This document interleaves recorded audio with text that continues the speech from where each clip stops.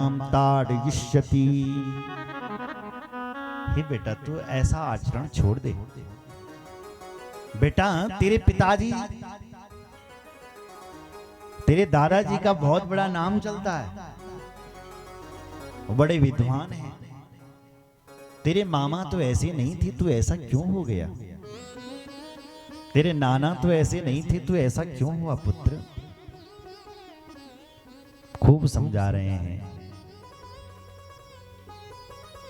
लेकिन बेटा मानने के लिए तैयार नहीं। तो जनु काम करके फिरते के पिताजी ने तेको विरोधीन करेगी। शायद मानता है चोरी बूढ़ी छोड़ दूं, लेकिन जब विवाह हुआ तो और बिगड़ गया। फिर तो और बिगड़ा। एक समय था उसके पिताजी कहीं से अनुष्ठान करके आ रहे थे और पिताजी ने चौराहे पर क्या देखा कि कुछ लोग जुआ खेलने लगे। यज्ञदत्त ने कहा, भाई तुम लोग ये जुआ क्यों खेल रहे हो? तुम्हें पता होना चाहिए कि द्यूतम पानम स्त्रिया शूना यत्रा धर्मस् चतुर्विधः। 4 जगहों पर बल कलयुग निवास करता है। द्यूतम जहां जुआ खेलता हो, पानम जहां श्रुआ पान होती हो, मदिरा का पान होता हो, जहां स्त्रीण पुरुष घूमते हो और जहां हिंसा होती हो। जे घर में बल लड़ाई झगड़ा भणो तक कलयुग निवास करो। बोलो जय श्री राम। वहां कलयुग निवास करता है। इसलिए अपने घर को आप राम घर बना सकते हैं साहब, पर उसके लिए आपको राम कथा सुननी पड़ेगी। राम कथा राम बनाने के लिए होती है। प्रत्येक जीव को राम बना है। घर में यदि बेटा राम बन गया तो कई घर में बोल तब झगड़ा ना बढ़े। सुन रहे? अगर पुत्र घर घर में यदि राम बन गए तो समझा रहे हैं, हे पुत्र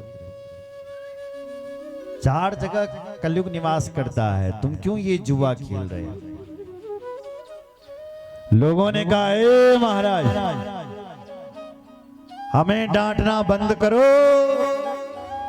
क्योंकि इस क्षेत्र का यदि सबसे बड़ा जुआरी यदि कोई है तो वो तुम्हारा पुत्र है, वो तुम्हारा बेटा है।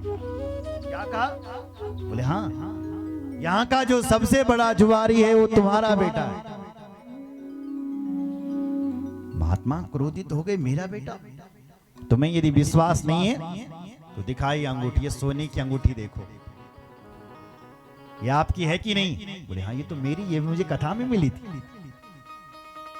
तुरंत आचमन लिया है, चांदी का बर्तन देखो, ये मैंने आपके बेटे से जीता जुआ में, देखो जरा ये आपका है कि नहीं? बोले तुरंत एक साड़ी लेकर के आया, इसको पहचानो ये तुम्हारी पत्नी की है? बोले ये मेरे जजमान ने दी थी, ये सचमुच मेरी पत्नी की है। बोले ये सब मैंने तेरे बेटे से जीती जुआ में। पंडित जी अपनी सिर को नीचे करे और चले जाए महाराज वहां से। घर में पहुंचे तो घर में आवाज लगाई, हे दाक्षायणी देवी कहां हो? उसने कहा महाराज आओ, स्वागत है आपका, सुस्वागतम।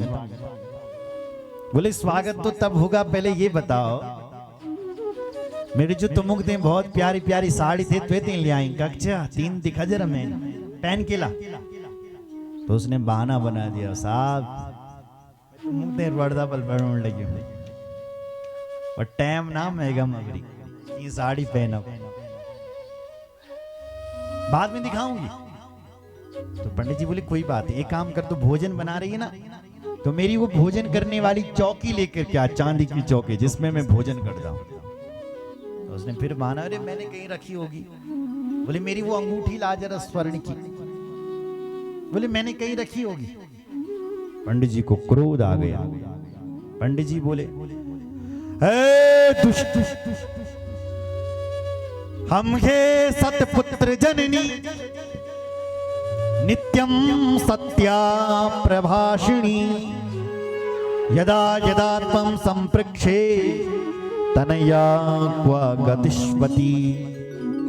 हे सतपुत्र जननी, हे सतपुत्र जननी, तो क्या बताई, क्योंकि मुझे सब पता है, सब पता है। तू मुझे क्या बताई, क्योंकि तेरे पुत्र ने जुआ में वो सब हार दिया है। नित्यम सत्या प्रभीषणी, जब भी मैं तुझसे पूछता था कि बेटा कहाँ है, तो कहती थी कि मामा के यहाँ गया है, मेरे पिता के यहाँ गया है। रोज प्रभाषणी सत्य भाषण करती थी। आज मैं यहां पर तेरे पुत्र को तुझे आज तिलांजलि देता हूं और तुम दोनों को इस घर से निकाल देता हूं। अनपत्यो स्मितेन कुलेन दूषणेन कुलदूषिता उत्तिष्ठानय पार्थस्त्वं तस्मै दद्याम तिलांजलि। आज मैं तुझे और तेरे पुत्र को आज मैं तिलांजलि देता हूं और तुम दोनों को आज मैं घर से निकालता हूं। बोलो जय श्री राम। दोनों को निकाल दिया महाराज। अच्छा, इसमें समझने वाली बात यह है कि मां को क्यों निकाला होगा। गलती तो बेटे की थे ना, तो मां का क्या दोष बेचारी का। बोले देखो, बेटे की जो प्रथम गुरु होती है ना, वो मां ही तो